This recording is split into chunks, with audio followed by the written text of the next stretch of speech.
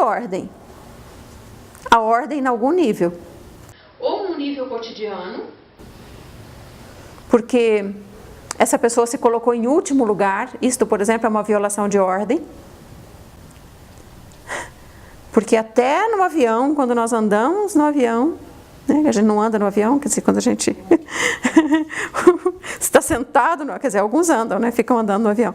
Mas, enfim, quando nós estamos sentados no avião e vem lá os comissários, né, dizendo como nós vamos ter os procedimentos de segurança, orientando, eles não dizem: cuida das crianças, cuida dos idosos, cuida do piloto, do copiloto, de todo mundo, e por último coloque as máscaras em você.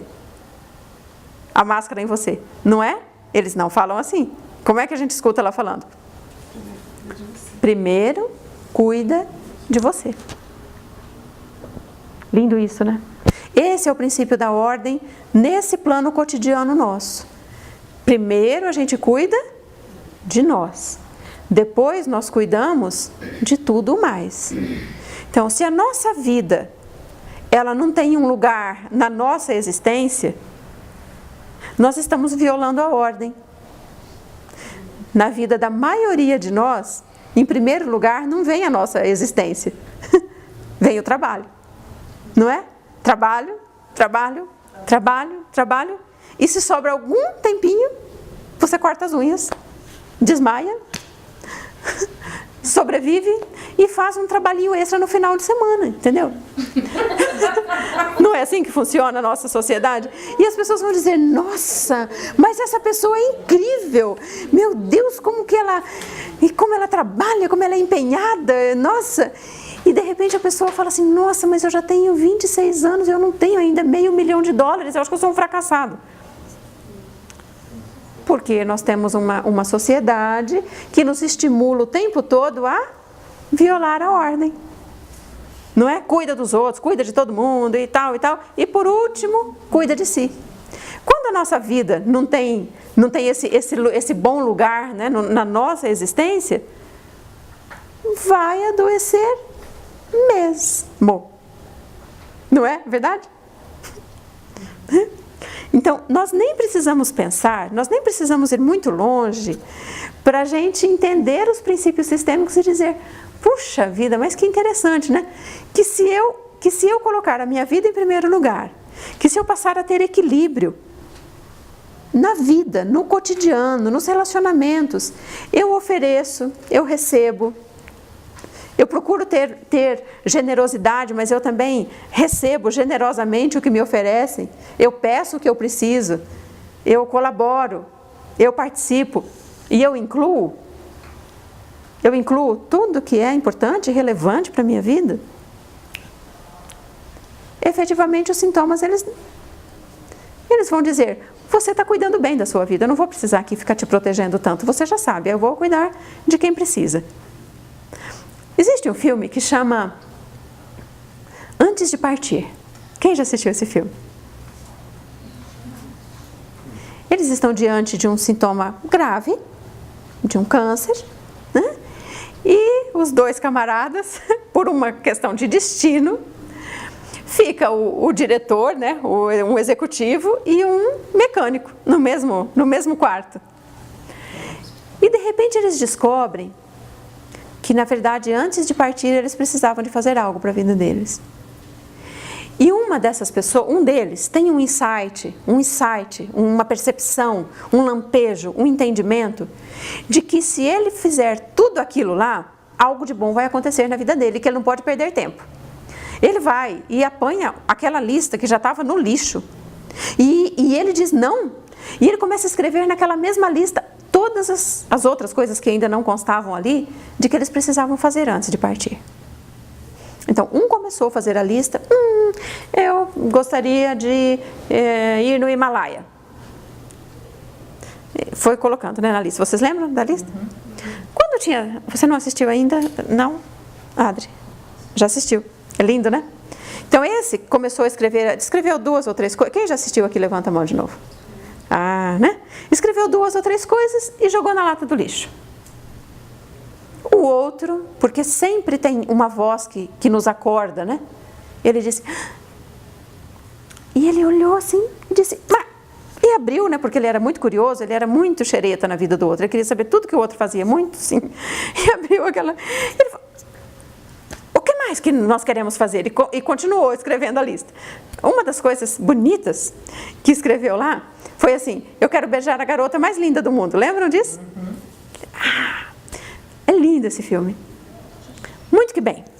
O cara que começou a escrever a lista, ele estava reativo só. Ele só estava no pensamento. Ele não estava na sensação. Ele estava assim no pensamento do tipo, eu já vivi tanto, já trabalhei tanto lá, mas tanta coisa eu não fiz ainda, deixa eu ver o que eu vou fazer. Mais ou menos assim. Ou, já vivi tanto, já trabalhei tanto, acho que tem algumas coisas que eu preciso fazer. Né? Talvez foi mais assim o pensamento dele. Mas era um pensamento só. O outro, quando ele viu aquela lista, naquela folha amarela, aqueles escritos, algo acordou no coração dele. Percebem a diferença? Essa é a postura sistêmica. Porque a cura nas nossas vidas não vem pelo pensamento, precisa vir pela sensação. Não é pelo pensamento que a gente se cura pela sensação.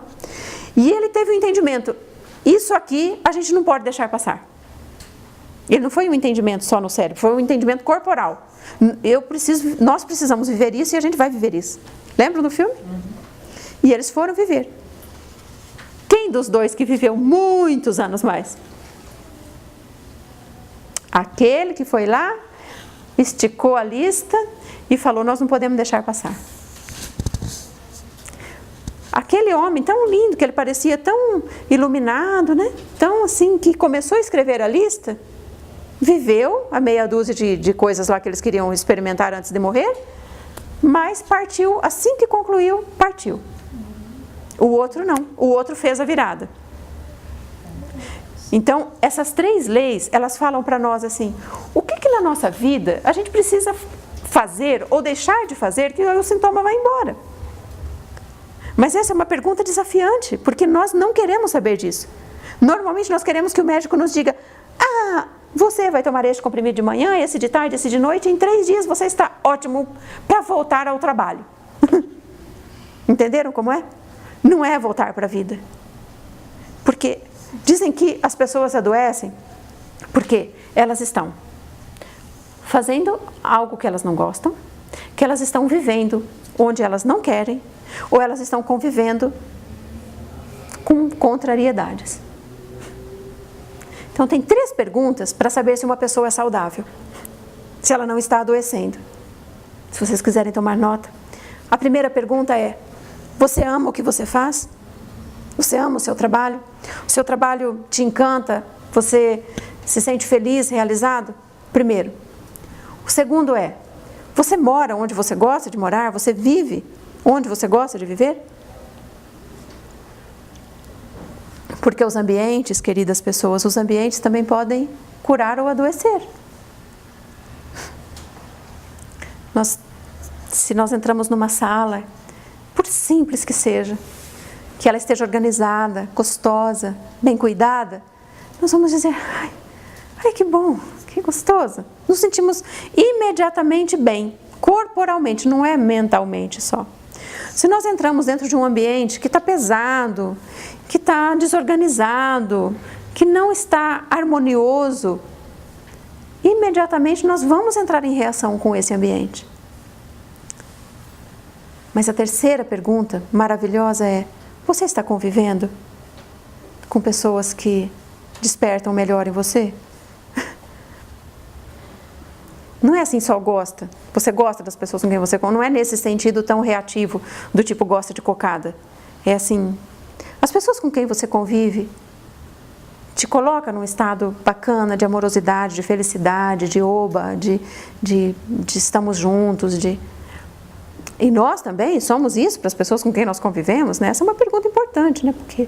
Porque convivência é troca, né? Não é só o outro, mas sou eu também. Então, talvez vocês estejam tendo alguns insights, não é? Mas eu também quero dizer que existem algumas doenças que elas não são, talvez, muito simples de nós entendermos do ponto de vista do aqui e o agora, né? Se nós olharmos, nós podemos falar assim, puxa, essa pessoa ela teve uma doença de pulmão, mas ao longo da vida dela, ela efetivamente excluiu o que ela precisava de, por exemplo, de movimentar-se, ou ela excluiu informações importantes de que fumar cria problemas pulmonares. A primeira lei, ela vai explicar muitos dos sintomas que nós temos no sentido de o que é que eu deixei de fora da minha vida, que na verdade eu precisava de ter incluído no meu cotidiano como atitudes, né?